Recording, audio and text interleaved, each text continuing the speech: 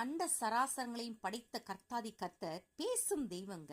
தன்னுடைய சாயலின்படியும் தன்னுடைய ரூபத்தின்படியும் படைக்கப்பட்ட மனிதர்களாகிய நம்மோடு பேசவும் ஐக்கியம் கொள்ளவும் அன்பு கூறவும் விரும்புகிற தேவன்றத பல விஷயங்கள் மூலமா நம்ம தெரிந்து கொள்ளலாங்க. நாம நினைக்கலாம் கடவுள் பேசுவாரான்னு.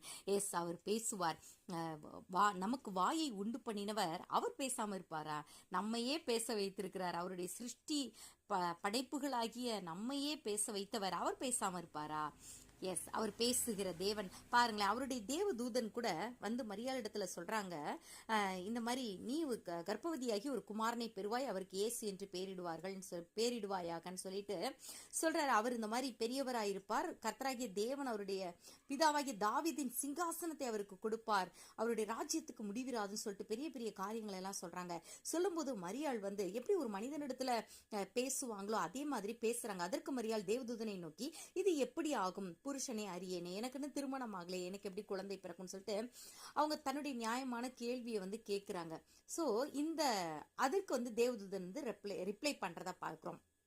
என்ன சொல்றான்னா, தேவதூதன் அவளுக்கு பிரதியுத்தரமாக, பரிசுத்த ஆவி உன்மேல் வரும், உன்னதமானவருடைய பலம் உன்மேல் நிழலிடும், ஆதலால் உன்னிடத்தில் பிறக்கும் பரிசுத்தம் உள்ளது தேவனுடைய குமாரன் எனப்படும் அப்படின்னு சொல்லிட்டு மரியாளினுடைய நியாயமான கேள்விக்கு தெளிவான விளக்கத்தை சொல்றத நம்ம பார்க்கிறோம். அது மாத்திரம் இல்லை, இன்னொரு டீட்டெயிலும் கொடுக்குறாரு.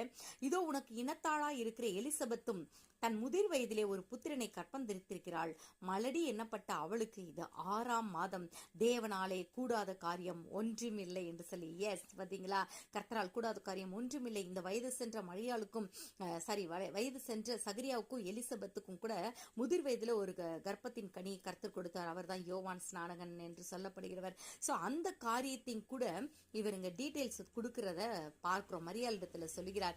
அப்போ இப்படியாக தன் தேவதூதனை இப்படி ஆனால் தேவன் எப்படி இருப்பார்? தேவனுடைய திட்டம் இல்லாம தேவதூதன் இப்படி எல்லாம் பேச மாட்டார். தேவன் கூட நம்ம இடத்துல பேசுகிறவரா தாங்க இருக்கிறாரு.